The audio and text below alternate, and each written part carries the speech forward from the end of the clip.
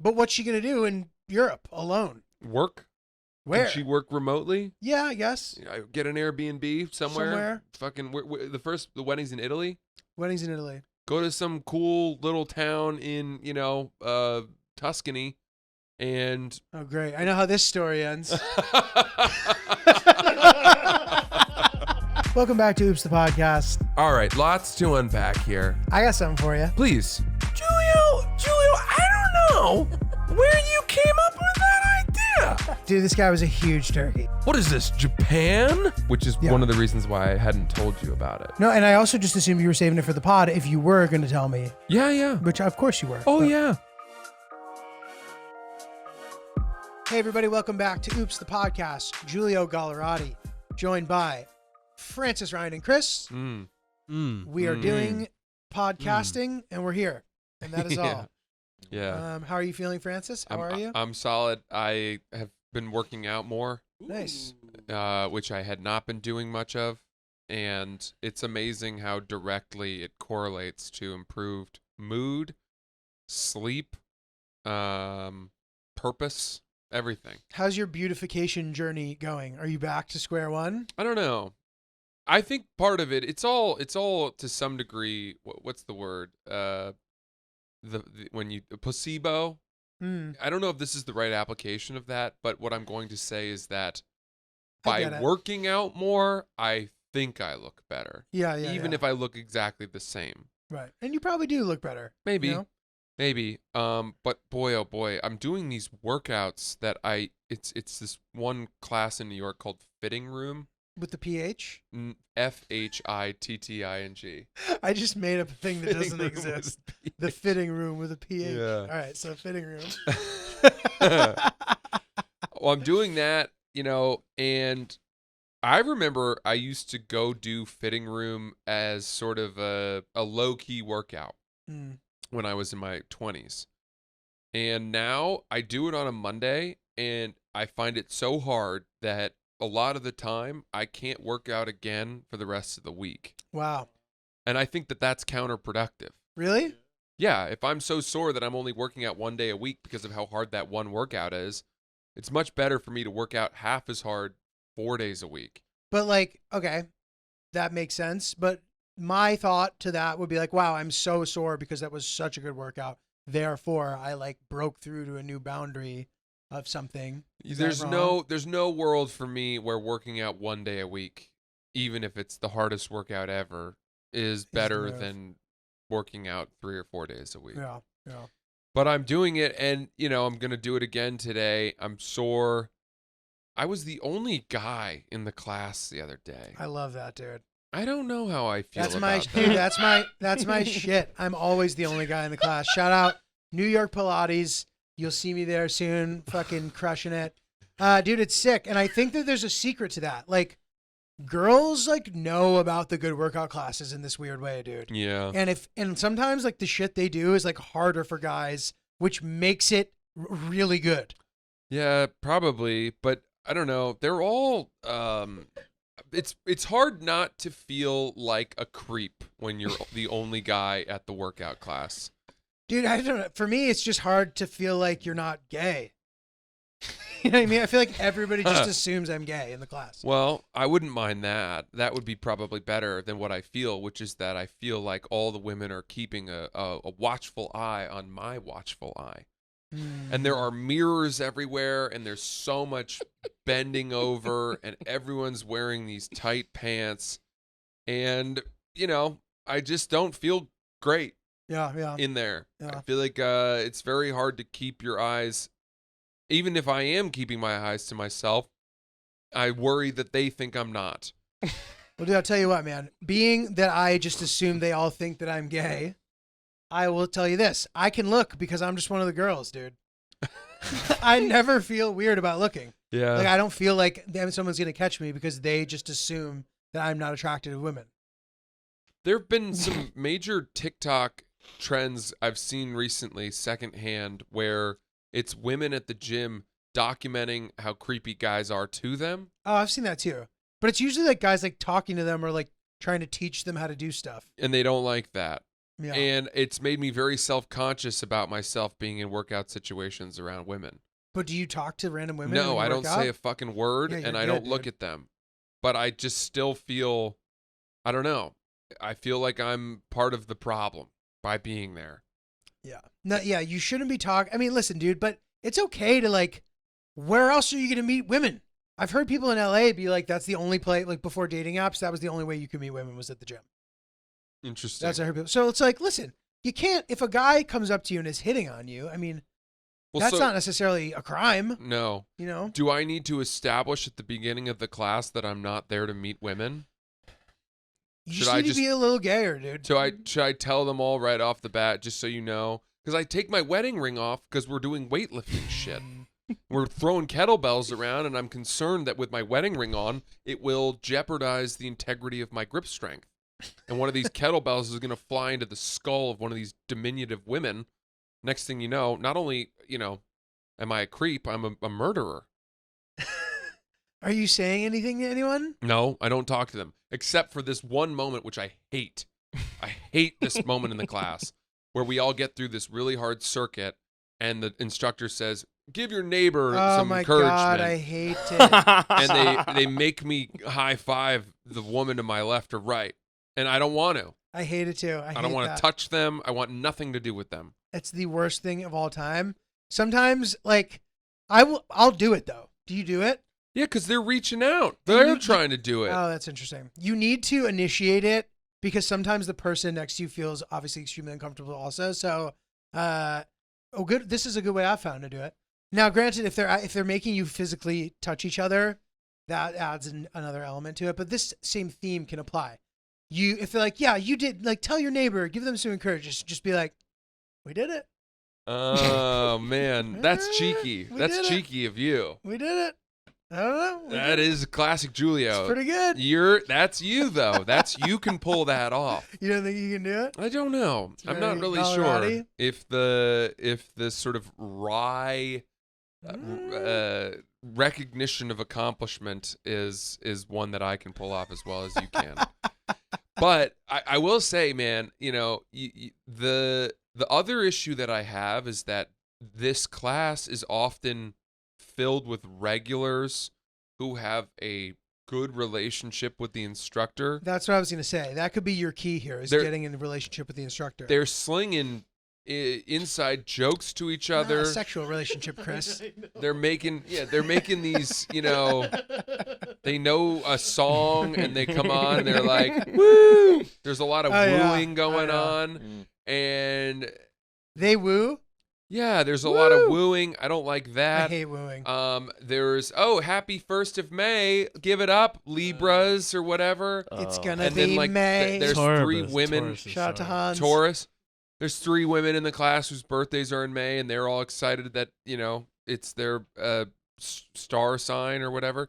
And I'm just kind of feeling a little left out and on an island. And then there's a moment where they ask people to partner up, and nobody wants to partner with me. I hate partner. Oh, interesting. Nobody wants to partner with me, and you know why? Because they all know I'm going to fucking dominate them. I'm a goddamn machine. We're not using the same weights. I don't care how chiseled these women are. When you said fuck, I thought you were going to be like, they think I'm going to fuck them. Oh, no. No. That's the farthest thing from wait, my but you're mind. competing with them? No, it's if you're in a partner thing, it's there are times where if you're using the same weights, it makes the transition simpler. But I'm not using the same weights because I'm stronger than they are. I doubt that they're thinking about it that way. They probably just think you're the creepy guy and they don't That's want to it. be your partner. Yeah, they don't want to be partnered with me. You got to be friends with the instructor, bro. It really softens it because when the instructor addresses me, it makes everybody realize that I'm safe. Julio's back there. He was going to wear a tutu to class. She made that joke. Mm-hmm. And then everyone looked at me. I said, well, I didn't. Yeah, see, he's so charming. But in how you can defer that. I didn't wear the tutu. But the tutu, the idea that I would even entertain the idea of wearing a tutu also, again, made them think that perhaps I wasn't interested in women at all. You better watch out. Pretty soon you're going to have 9 women calling you in the middle of the night because they're sad about how their man is treating them. I'm going to be like, sweetie, listen. Yeah, you're going to end up as high school Julio, friend zone to the moon. Yeah, dude. Oh, God. And you're like, I don't even need to be friend zoned. He's not good enough for you. I'm in a relationship. Yeah, that's right. I'm set. I've already friend zoned you before you've even friend zoned me. Yeah, that's it. Well, I don't know. Dude, that reminds me. Okay. I would like to give a shout out to Ryan, who was Facts with Ryan? Facts with Ryan? not this Ryan, although shout out to Ryan as well, this Ryan. Thank you. But this is another Ryan who I went to school with. He was the biggest baller in middle school, bro. This guy was crushing it. So much so that he kissed a girl on the last day of school one day, and it was the talk of the town. Wow. I walked to the parking lot with my hands raised in triumph. I remember you telling me that. And my dad said, "What happened?" Ryan made the move. And Ryan continued to excel. And I think he was even younger then. I think he was in 5th grade. Okay, dude, Ryan had this dance move, bro. I'll never forget this. Ryan had this dance move, bro. He would dance with chicks. And you know when you grind with girls and like you dance and like their leg comes between your leg, or even perhaps it's their butt on your pelvic area and you're dancing. Ryan had this move, dude. I'd like to do it for you guys, where he had this arm sway that he would do with it. Now, normally you're doing the move and you're dancing, and it's like not the most complicated dance. You're dancing. Ryan had one arm connected doing that, and then he had the other arm swinging. He's swinging it.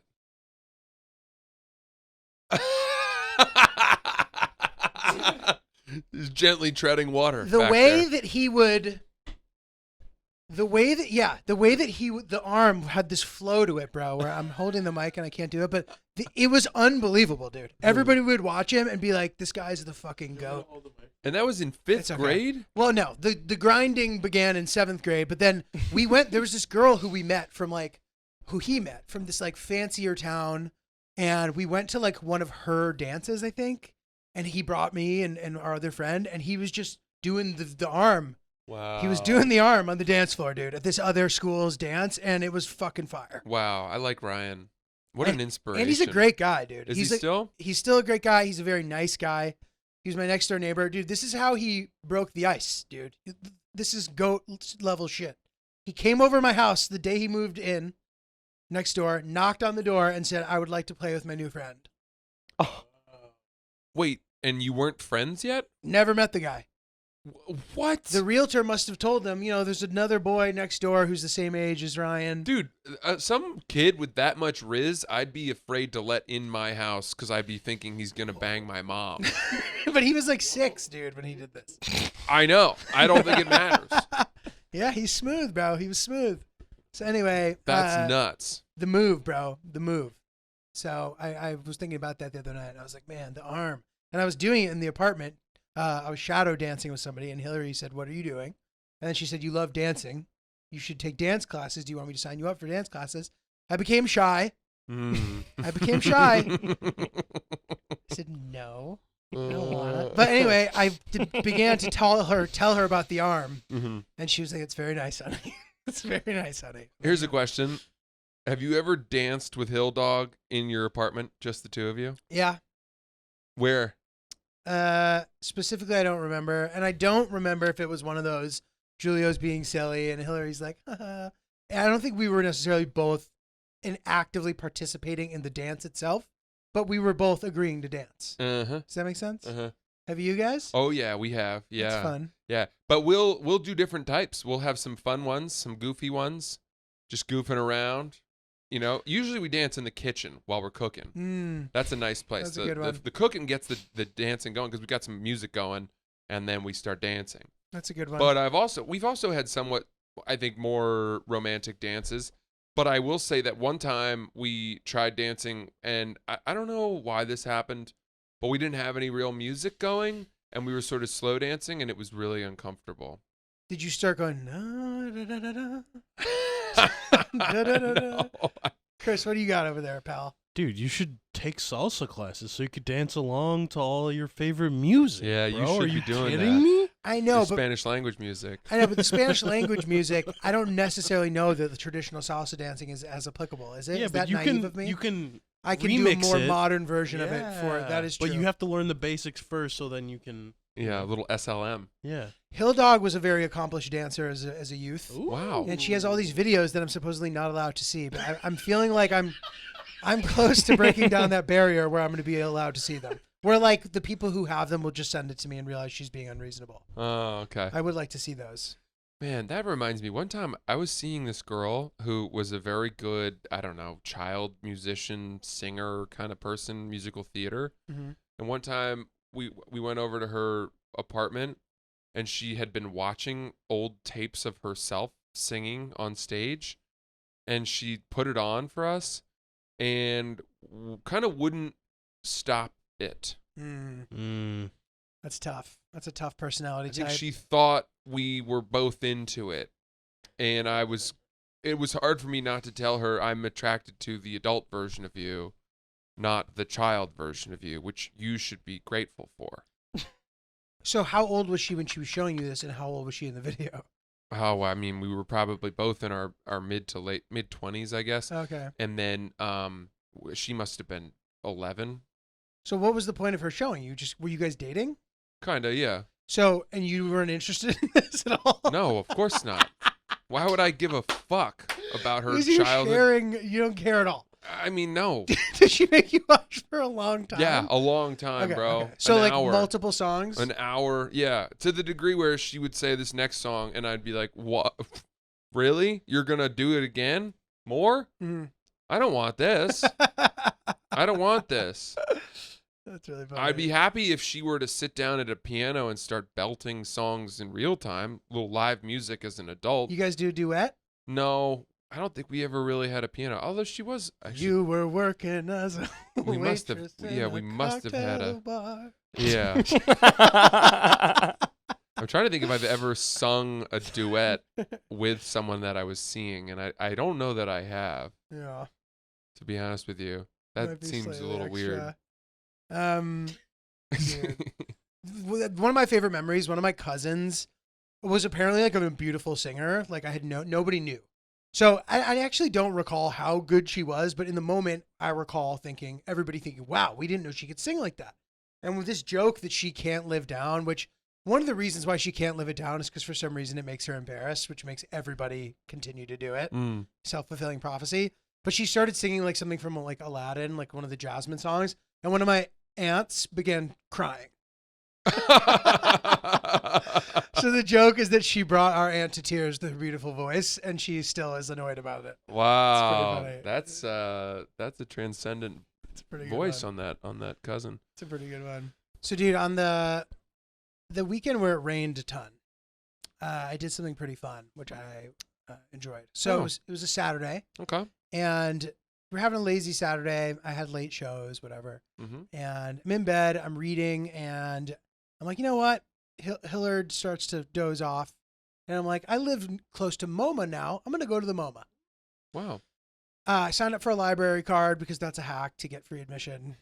I now have a library card. So I walk over there and I'm like, oh, rainy day, perfect day for the museum. Forgetting that every tourist in the entire city is thinking the same exact thing. So I get there and there's like a 85-person line standing outside in the rain with umbrellas. Mm. It was madness. And I was like, man, fuck this. I was like, I'm just going to go into the design store and maybe buy some shit and go home. So I walk in, I go to the design store, and suddenly I realize I'm just in the museum. I don't know how I did it or what enabled me to be able to do that, but I skipped what was easily an hour away in the pouring rain. I was just inside of the museum now. I was like, well, I guess back to the original plan. Yeah.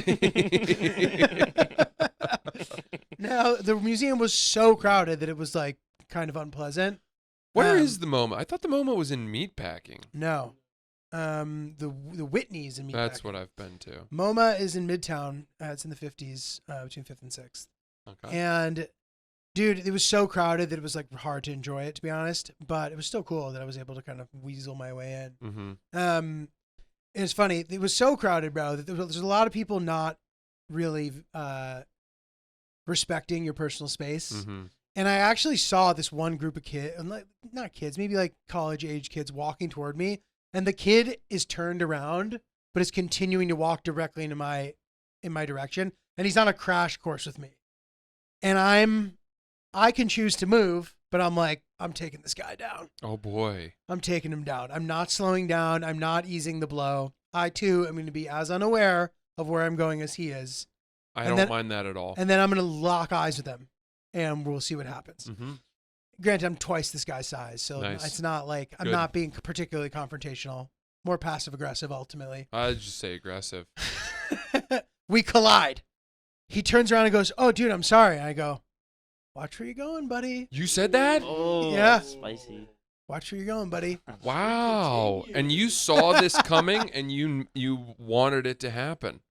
Yep, I wanted it to happen. You are a bad boy. Watch where you're going, buddy. Changing. I know. I like this. Am I? I'm not, dude. I'm still not confrontational. This happened in last public. week. You What? said you had like 4 I interactions know in a row. that was a crazy. Beginning. I talked to Francis on the phone, and he had me retell the story to his wife, which I did, and then she offered me like words of comfort, and I wasn't sure if like. I think we had different ideas about what was upsetting about it. To her, she actually was suggesting that perhaps, and I think she was just doing this to make me feel better, but she's like, "Hey, don't worry about it. Jokes that early in the morning are bound not to land." Mm-hmm. You know what I mean? Where in my mind, I was like, but I thought that they were just really bad jokes, and I'm concerned that I was making them to begin with. Mm-hmm. But that's nice of you to entertain the idea that perhaps my jokes would have been better at another time. I thought that was nice of you. Yeah, I think I said something similar to that effect on the pod too. No, but you didn't. I think you said something more about. It was slightly different. Your brain's not working at that time of day. Is Right. that what I That's- said? That's what you said. I Yeah. think you blamed me, and she blamed them. I don't know and- that I was blaming you. But I should have been blamed, dude. What the fuck was I doing? I was blaming me too. Well, I think we were like fraternizing over the idea that I was short circuiting in this unusual way. Mm. You know what I mean? Mm-hmm. But hopefully, Chris, it's not a trend. Well, Although we will see. We've all been there. Gee, Sierra recently challenged me and said, why don't you try to complete 7 days in a row of meditation? Wow. I want you to meditate for at least 7 straight days. For how long? Just to do my 10 to 15 minute headspace that I like to do when I get home sometimes. And I'm on day 3 of it, and I'm going strong, and it has become this. I think I've told you where I walk in the door, I hug my wife, I hug the dogs, and then I go right to the bedroom. I sit down in a chair, and I do my headspace for 12 to 15 minutes, and then when I emerge, I've put the day behind me. Nice. And the worries and the salt and the grime of the streets and the workday are past. It feels like I've walked through a portal, a different shower. I'm in a different mood, and I'm ready to be present and pleasant for my family. Present and pleasant. And it's a very different experience, and I'm much nicer to be around. I have a better time. My thoughts are framed better, and all of this is thanks to how easy and wonderful Headspace is to use. It's a great app. Guys, Headspace is absolutely incredible. It's helped me and more than 100 million people worldwide. They can help you too. For a limited time, all of you can try Headspace for free for 60 days by going to headspace.com/oops60day. You won't find this offer anywhere else. You must use our link, headspace.com/oops60day to unlock all of Headspace. That's OOPS60DAY. Buddy, I gotta tell you, there's a new development that's been happening in our life. What happened? Where my wife is she's trying to figure out what she wants to do. I don't think it's any secret at this point that she got laid off in the massive tech layoffs at her job, which was a huge surprise and a major bummer. But that happened a few months back, so she's been really applying and trying to find new work, and really kind of pounding the pavement. But she dated me through my firing from Barstool, and watched at that time as I used humor to cope with what had happened to me. Mm-hmm. And Do you mean like literally with talking to her, or generally speaking, since you're a humorist as your job? I think both. I mean, Right. I think she saw me, being very, I guess, falling on my own sword as a joke and being like, yeah, I got fired. Must be nice having a job. Various, things of just beating people to the punch. Because if you feel like people are going to make fun of you for getting fired, well, I'm going to get those laughs. And then everyone's put at ease about it because they realize that I don't take myself too seriously and that I'm okay. So it was all of that, and I think she watched that and she's now started making jokes to the same effect of herself being fired, and she not fired, sorry, being laid off. And she did something while I was in San Francisco that is so unbelievable. So I've struggled with how to be the supportive and yet in some way advising counsel husband that I feel like I'm supposed to be for her. I don't really know what my role is supposed to be when my wife loses a job. What do you mean your role? Meaning if I'm supposed to be really gentle, hey, don't worry about it, take your time, you'll figure it out, I'll support us until whatever. Or hey, what if you tried this, or what if you considered this? Do you want me to help introduce you to people who might be able to help you get connected, or at the most extreme, hey, you really need to get a job, we need your income to support our lives too. And it's hard. It's just, this is the first time this has happened since we've been together. So, at least for her. And she knows that I'm struggling with this. Well, I think, first of all, though, to answer your question, like, it depends at what stage of it you're at. Because there's an argument that you don't need to do any of that at all for a little bit. Yeah, we're past it now. Stage. Yeah. So then, if it then becomes a question, it's like, do you see the person trying to get something? You know what I mean? And if you do, then, you can kind of give measured feedback if you feel that there's some improvement to be done or whatever. Totally. Yeah. I'm not so much worried that she's, I don't know, she's not lost or anything like that, but I worry about my own feedback and my own role about how I'm supposed to, invoke some increasing sense of urgency the farther out we get, while also remaining supportive. Right. Do you know what I mean? Yeah. And so she's been making jokes lately, because she's been making jokes about trying her hand in comedy, which is what we have seen a lot of significant others of comedians do, right? We've seen it happen for sure. Many times. It's happened. I haven't seen it happen many times. Have you? I've seen it happen enough times where a handful is many, in so specific. Yeah. Yeah. It's odd in that it is such a extreme profession to decide late in life to get involved with. Yeah. Do you know what I mean? Yeah. It's not adjacent to what these people are doing. The younger you start, the better. The less baggage you have, the better. Yeah. Starting late is hard. Yeah. So anyway, she knows that I kind of chuckle along, but that in the back of my mind, if my wife were to say, you know what, I've decided that my dream is to also be a comedian, and I'm going to do that now, that it would just be, I don't know how I would feel. My short answer is supportive, but on the other side, it's like, well, how are you going to pay your portion of the rent? I mean, what are we?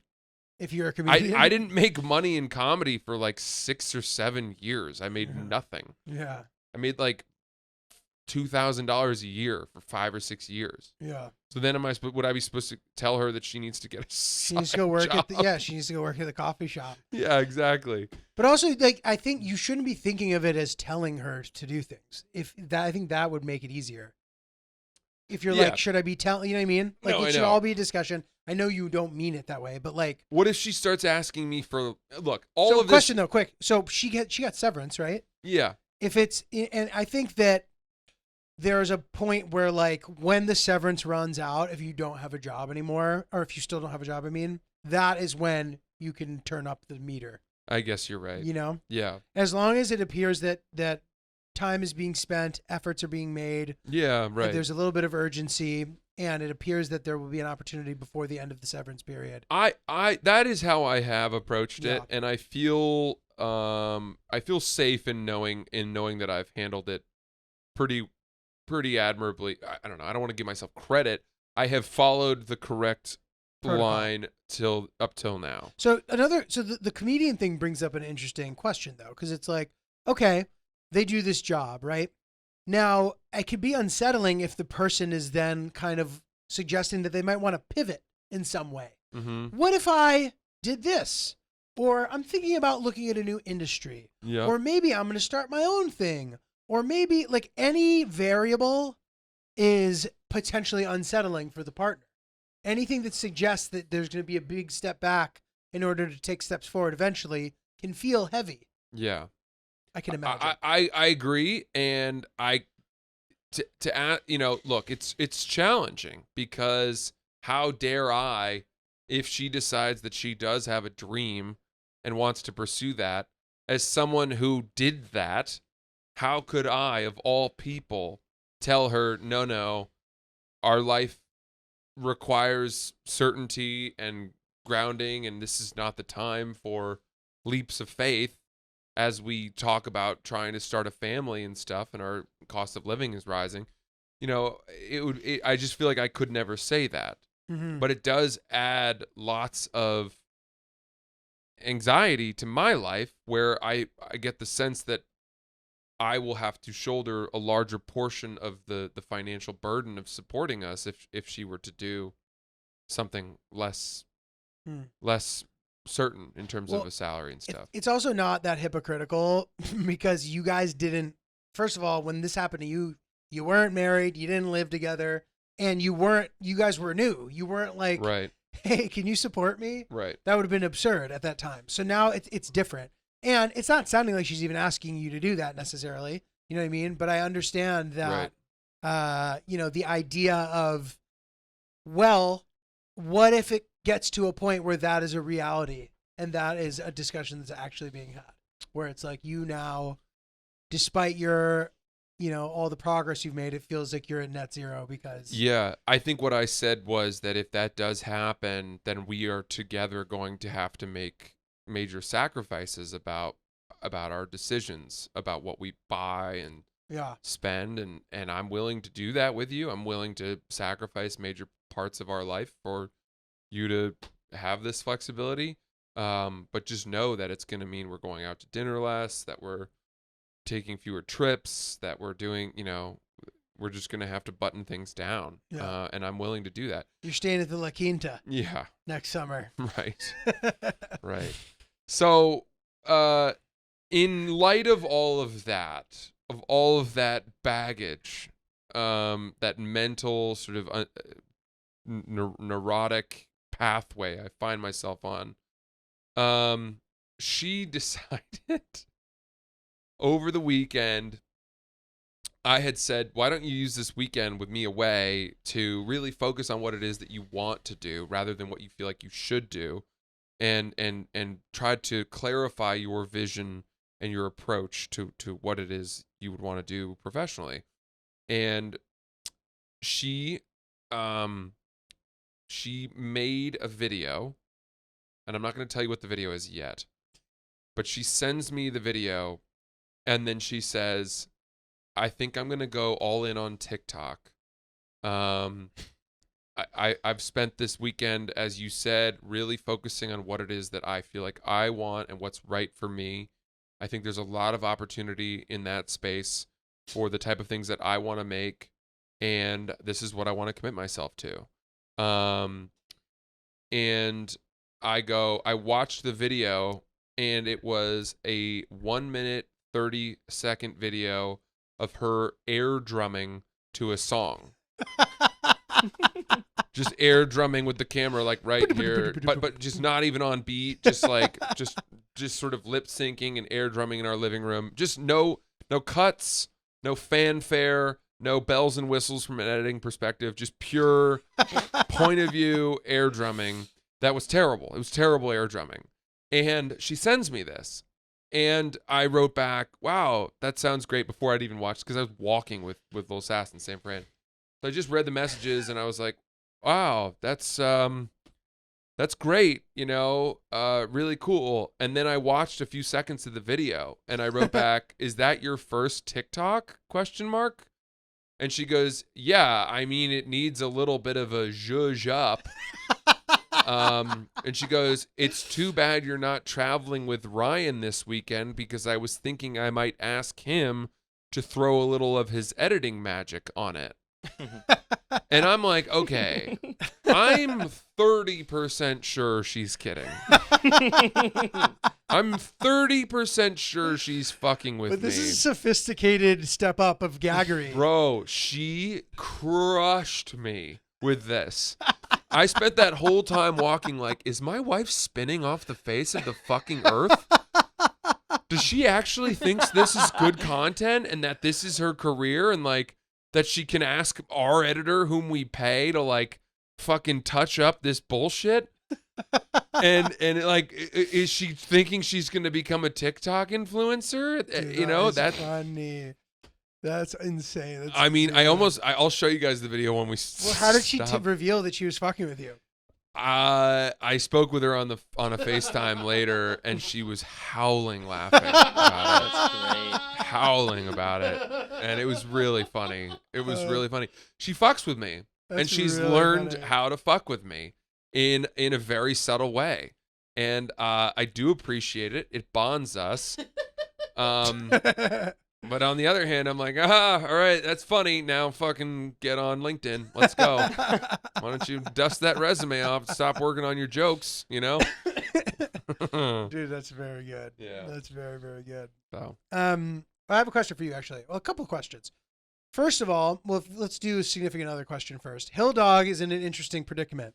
So we have to go to a wedding in Italy for a very close friend. Man. And the week after, so no, not the week after, 7 days after the wedding ends, she has to be in the south of France for a work conference. So now we're making this trip into our vacation. So Nice. We're extending before. The logical thing would have been to extend after, and then she can go straight into her work trip. But we can't do that because I have road dates now that I can't move. So we're keeping the vacation as it is. We're going to the wedding. Then there's a week, and then she has to be in the south of France. What should she do? Dude, there's no world where she should come home. But what's she going to do in Europe alone? Work? Where? Can she work remotely? Yeah, I guess. Get an Airbnb somewhere. Fucking the wedding's in Italy. Weddings in Italy. Go to some cool little town in, Tuscany, and Oh, great. I know how this story ends.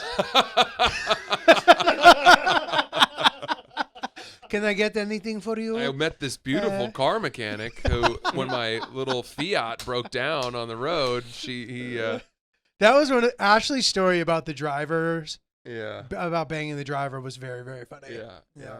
But yeah, dude. I guess. I don't know. She should hole up in an Airbnb with good Wi-Fi, work during the day, go for hikes, and have lovely lunches, and that's what I would do. Yeah, breeze through the Rolodex and find anyone remotely excited to see you who lives on the continent of Europe and go there. That could be a good strat. Yeah, somewhere like- inexpensive, and knowing that she's gonna work, because she can't take that whole week off, right? No, she's gonna have to work, but That'd be 2 weeks in a row off. yeah, if no, she's taking a vacation with you. She'll be working remotely, I guess. And yeah, maybe if she's lucky, maybe her sister will be in Portugal working. She's there a lot. of the time. Oh, there you go. But I don't know. Yeah, interesting. That's not a bad play. Not terrible. Gee, how's your eyebrow game? It's okay, I think. Do you have to trim them? I don't think so. But if I do, let me know. I mean, I know that progresses as you age. No, this isn't a subtle hint. I just wasn't sure. It's a springboard to let you know that I have to take care of my eyebrows pretty frequently because they get a little woolly. Yeah. They're like one of those steel sponges that starts to come apart, which you use to scrub your cast iron pan. Yeah. That's my eyebrows, man. It's just all of a sudden things are just headed in different directions, and it's very wiry, and I would be absolutely a mess. I'd look like Doc from Back to the Future if not for the Performance Package 4.0 from Manscaped, which includes my beloved, my trusty Lawnmower 4.0. I take a little bit of a comb, I just comb the eyebrow down, and I go right like that, and then my eyebrows are perfect. Yeah, dude, they got all the stuff. The Weed Whacker 2.0, the Crop Preserver, a lot of good products. The Crop Reviver Ball Toner. The Ball Toner. I don't know how I lived with my balls so untoned all those years. That is a good product. And dude, I'll tell you what, like people will be like, well, I'm in a relationship now. I'll tell you this, don't fall for that. Just because you're in a relationship doesn't mean you shouldn't stay groomed for your partner. That's it. And if anything, it's more of a reason to. More important. So if you're out there, playing the field, or if you're in a committed relationship, show your counterpart that you mean business. Right now, you get 20% off plus free shipping with the code OOPS at manscaped.com. That's 20% off plus free shipping with the code OOPS at manscaped.com. Trim your chesticles with the besticles. All right, number 2. Okay. I'm going to a dinner tonight. Oh, nice. Initially, I thought that I was just invited over myself because they're like, we've been making dinner. It's a guy who I don't really know that well, dude. I've met him once or twice. I did a table read for this thing he wrote with a friend of mine. I was in one of his animations. I did a voice for it. And he also really helped me with my Afghanistan thing. He found the animator for me. Okay. So like, and he comes to shows sometimes. I like this guy. Nice guy, but we've only hung out a few times. He's invited me over to this dinner. I'm going to go. Yesterday, he sends me the address with a menu. And when I saw the menu, I was like, oh, that's really thoughtful. But maybe it's making me think that more people might be at this dinner. But I don't want to ask because it's a weird question because it puts him in a weird position where I'm like, are other people going to be here? If the answer is yes, he might feel like I'm being blindsided. If he says no, he might think that I think it's weird or something. I think neither of those things. So I'm not going to say shit. The question I have, what do I bring? Oh, that's tough. Yeah, because I see what you mean. If it's just the two of you, then bringing a handle of vodka is a little problematic. There's cocktails on the menu, by the way. Okay. I think you could the bring bottle a dessert. of wine feels like a cop-out. Why don't you bring a dessert? A dessert? Ooh. Dessert's a really good play. Even if there's already dessert on the menu. Do I try to get something that isn't on the menu? Or, to your point, the more the merrier with dessert? Get a nice cake, perhaps. It's a good question. What do you know the menu? You know the dessert? Yeah, you want me to read the menu to you? Yeah, I can't believe there's a fucking menu. I know, it's impressive. But he said, he's like, Whoa, listen, what? we've been going all out, and, I respect it. I'm like, all right, cool. That's pretty cool that they're sending cute. you the menu that they're going to cook. All right, this is the menu. Fennel citrus salad with green garlic dressing and pistachios. Nice. And he asked us beforehand any allergies, which I thought was nice. This guy's because a real Hill Dog deal, yeah. Wouldn't have been able to eat the pistachios. Main, roasted rack of lamb with roasted garlic and crispy rosemary potatoes. Jesus Christ, dude. This guy's a serious cook. Sides, braised onions and charred lemon broccolini. Wow. Dessert, lemon olive oil cake with kumquat jam compote and Italian ricotta frosting. And for drinks, Earl Grey milk punch, pomegranate old fashioned, house red wine. Jesus Christ, dude. Can I fucking come to this? What the hell? I know, they're making it at their house. I was so impressed. But what do I bring? I have to bring something. And being the bottle of wine guy just doesn't always get it done. Hey, Yeah, I brought this. Where should I put it? It gets it done if you bring a nice bottle. Because then, if they drink the one they have a nice bottle from you for themselves. Yeah, that's what I was thinking. Or a meaningful bottle. If you too. bring a $60 bottle of wine, which I would do given the length to which they are going to cook, and I'm sure that's all really nice food. Yeah. You would pay well over $60 to buy that meal at a restaurant. I would bring a nice bottle of wine, which can be drunk at the meal, meaning match it. I would go red wine since you're having lamb. So here's the thing, though. How will they know that I spent that much money on it? There's no way, unless they know a fuck ton about wine, Which they which might. they might. I think get a known bottle, a nice bottle, and you know what, dude? Let me tell you something. This is gonna sound fucked. If they don't drink it that night at dinner, and they have it for themselves, and if they're anything like me, they will type the name of the bottle into Wine Searcher, see what the average price is, and then say to themselves, "Oh, okay, this is one that we should enjoy," or "Oh, this is one we should cook with. Shame on Julio for bringing us a $14 bottle of wine." Interesting. It's really easy to know. I like that. And people, a lot of people do that. I do that. They seem thorough. It seems as if they might check. Yeah. But my dad would argue that, the $3 bottle of wine at Trader Joe's beats out $100 bottles in blind tastings. But it's not about the quality. It's about the prestige. It's about what you've brought. Yeah. You're buying a ticket. Yeah. To that meal. You're right. And yeah, I mean, I think that would be nice bottle of wine. A good thing to do. Nice bottle and of wine. I mean, if you wanted to get risky, the only hole I can think of in that meal is a nice bottle of port. Wow. And the fact that they are making such elaborate cocktails and they've planned to clearly match drinks through the meal means that, to me, since this does sound like it's a somewhat boozy affair, as going with that lovely dessert they've made, an after dinner port aperitif, whatever, might be a nice touch. Can you get a nice digestif or whatever for $50? Oh yeah. Ooh, like a nice limoncello. Limoncello, yeah. That would be fun. You definitely can, and that's fun. That's unexpected. Yeah. That would be a flourish from you. I like that.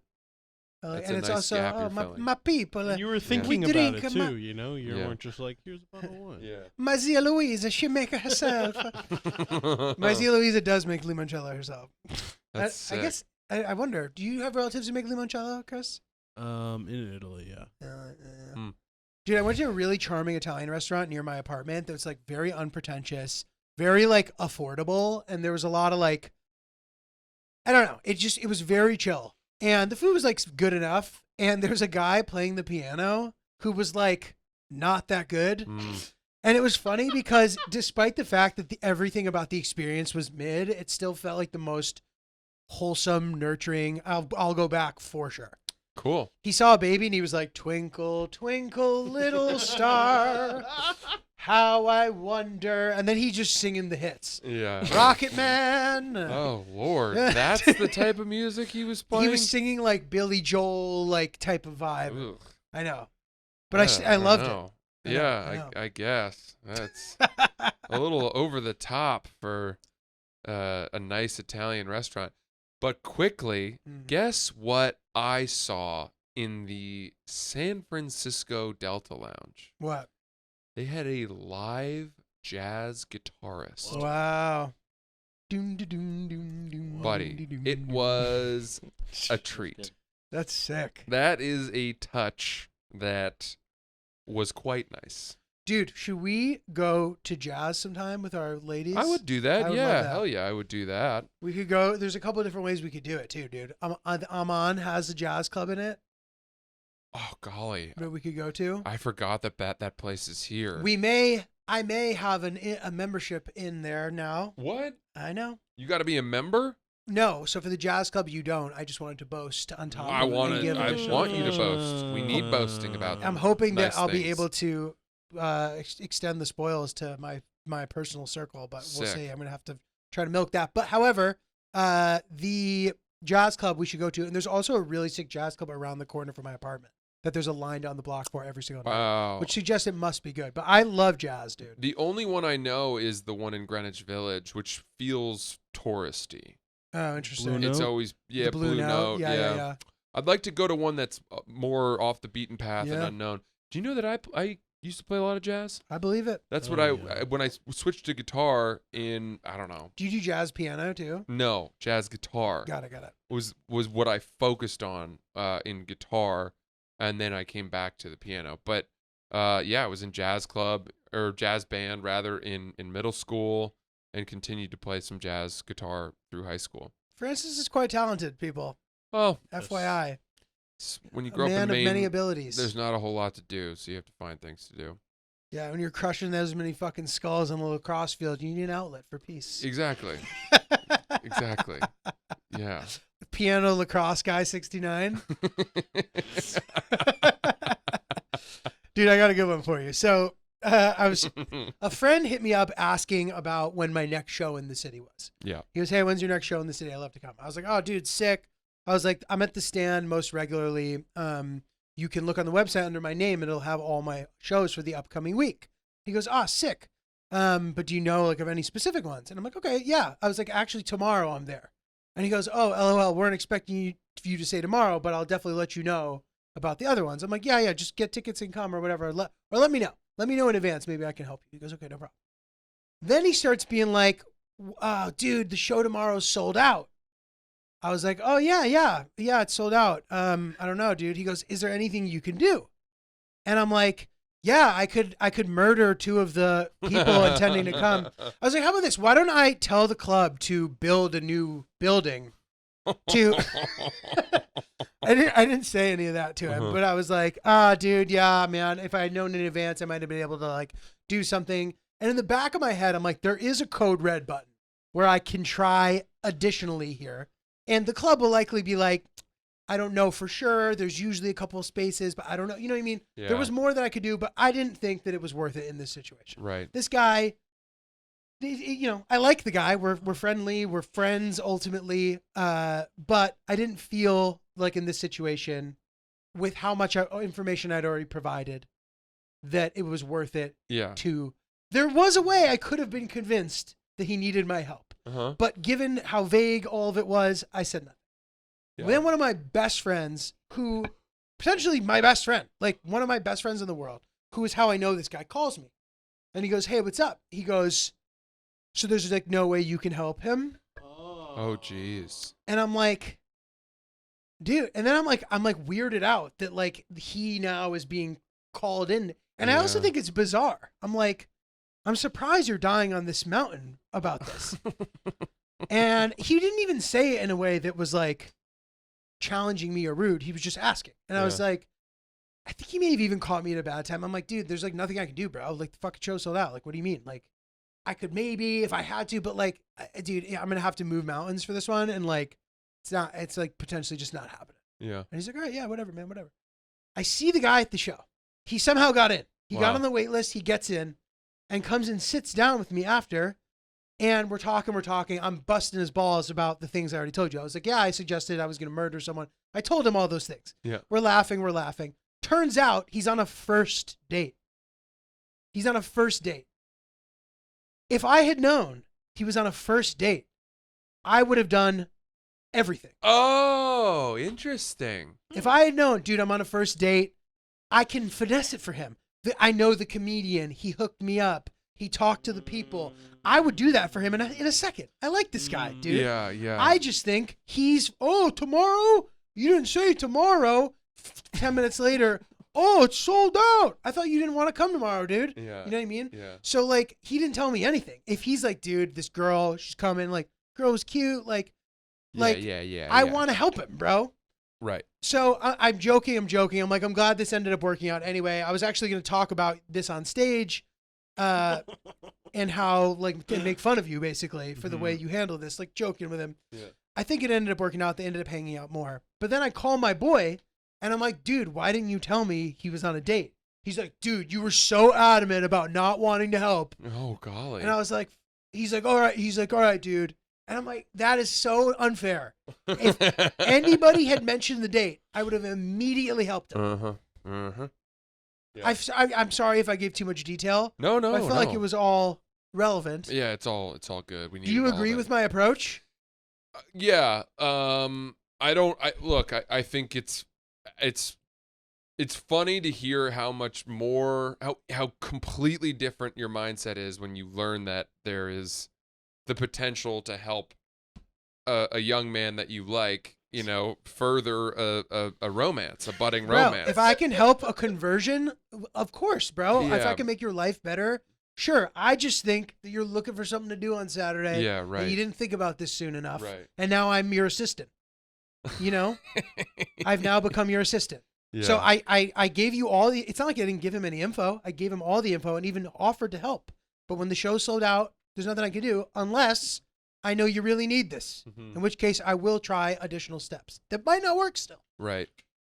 Wow. No, I think that's totally fair. I think it's tough, It's tough because as a comedian, I don't want to be thinking about helping sort out tickets and sort of, I guess, doing these chores before my set. Really. Totally. It becomes another thing to have to remember and fix and let the people know, and how many tickets do you need, and go to let the manager know, and all of that. It just is it's challenging, and of course we do it because we like those people. There's not somebody who would ask me that I probably wouldn't do it for. Right. But to hear, when some people are a little cavalier about it, and the worst thing, I've had this happen where someone asked me if I could set tickets aside for them, and they were like, it was sold out, and I had to kind of really work to do it, and then they didn't even come. Yeah. And I'm like, well, what, Yeah. that was totally. that was a little slap in the facey, Mm-hmm.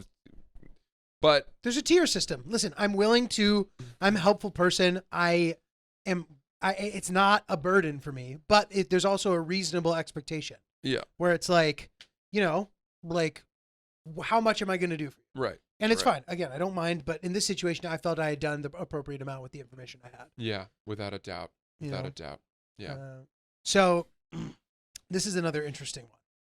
Before I tell this story, shout out to my boy. I don't blame you for this. Not your fault. This is just the thing that happens sometimes.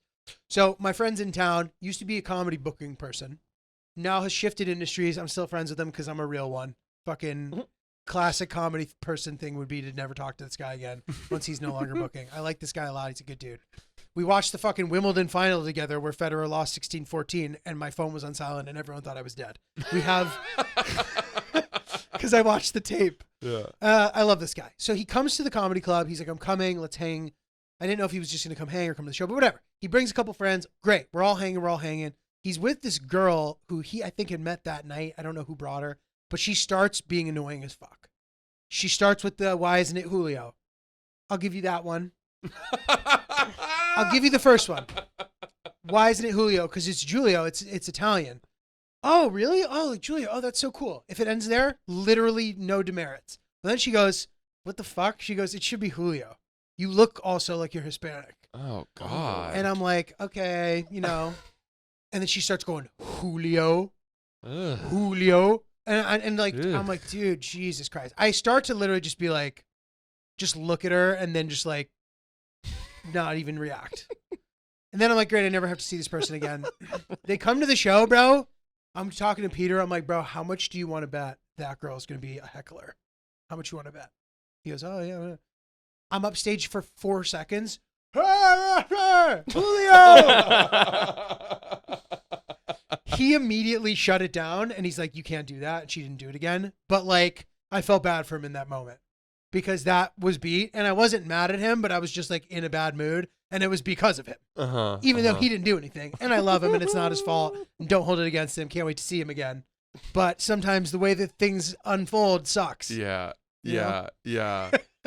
Buddy, I mean, that gave me, okay. So I had an exchange in San Francisco with a fan that made me think of you. Because as intolerant and as obstinate as I might be, there are definitely times and exchanges where I admire how unwilling you are to let certain things slide. That is fair. And I like how pissed off you can get about certain things, perceived slights, and especially when it's happening to me, when I can think of you and how you would react, it makes me it makes me happy and makes me think it's funny, and then I don't get as mad about it, Okay, which is a good coping That's mechanism. great. I like that a lot. But this woman, young woman, she came up to me after the show and just really aggressive questioning, where she said, I think she said, so what's the deal with, because Lil Sass and I were trading off who would close the shows. Mm-hmm. So we were just flip-flopping and stuff like that. And on this particular show, she had seen, I mean, they were fans of me. I had gone before him. Okay. But we're co-headlining. So she's like, so why didn't you headline the show? And I was like, oh, we co-headline, but we just trade off who goes first and who goes last. And she goes, well, then why did he go last on this one? And I was like, well, because I went last on the early one last night. And she was like, yeah, but this one I could tell had a good crowd. Does that mean he's getting the better crowds to go last on? And I was like, do you work here? What are you talking about? Like, what is going on right now? Here? What is this? And she kept, like, she couldn't let that go and was kind of really trying to dig deep about the strategy behind who was going when on what shows. That's funny. And I can't even remember the other things she said, but she had another line of questioning which had a strong implication about my sort of standing, you know, in comedy and that night and where we were, and said something like, you know, how does San Francisco compare to the other cities you've been to? Oh, it's great. We've been having a great time. The crowds are great.